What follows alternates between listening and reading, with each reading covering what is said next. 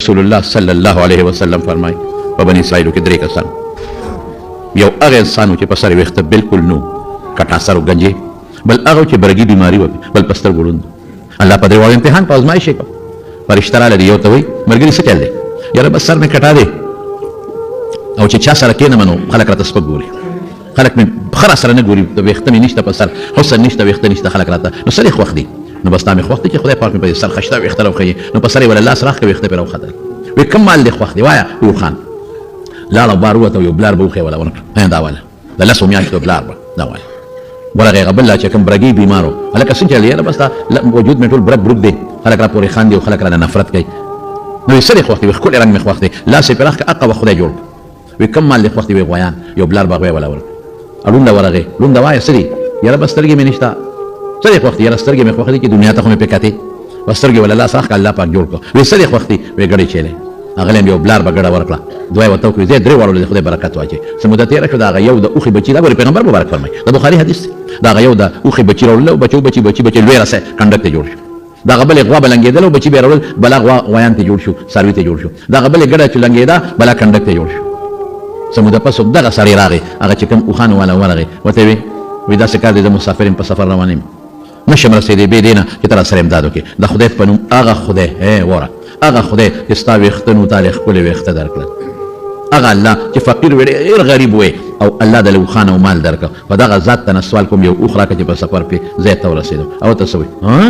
زه ګنجې یم دا دې څه وایي زه غریب یم او ما له خدای اوښ راکړه انما ورثت کابرا عن کابرین دا خو د پلار نیکه نه ماته پاتې مال دی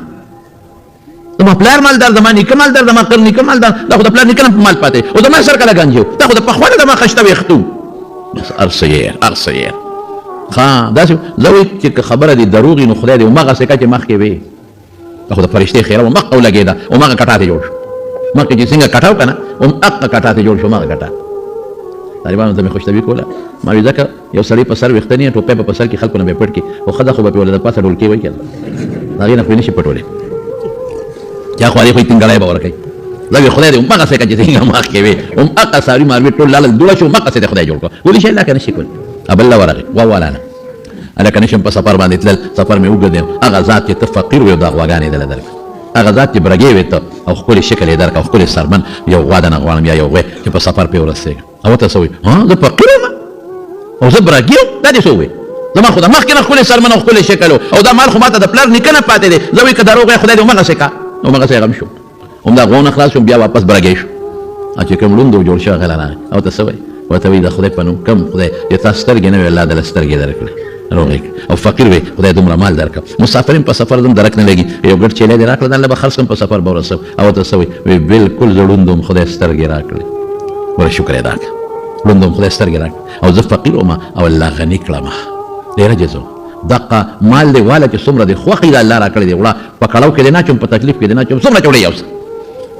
فرشته ورته وي مال دې مبارک زما مال ستا نه دی پکار خو د الله د طرف نه په تاسو درې واړو ازمایش او امتحان راغی هغه دوه ملګري د امتحان کې فیل شو ناکام شو او ته په امتحان کې کامیاب پاتې شو د مارو صبر به کوې شکر د خدای به ادا کوې شکر د خدای ورشه ستا زوی مړ شو ډېر دی چې د هغوی بچو پسې ړانده شو بچي نه کېږي څه به کې ستا نه مال لار برباد شو ورشه ډېر خلک دي چې هغوی لګیا دي په پردو کوڅو کې جارو یو خدمتونه کوي یو مال نه موني کبر به نه کوو کبر به نه کوو د الله په نعمت به شکر ادا کوو او چې نی صبر به کوو دغه د مسلمانۍ طریقه ده ورکوونکې هم الله اغشتونکې هم الله مال کمونکې هم الله ډېرونکې هم الله بچې ورکوونکې هم الله بچې اغشتونکې هم الله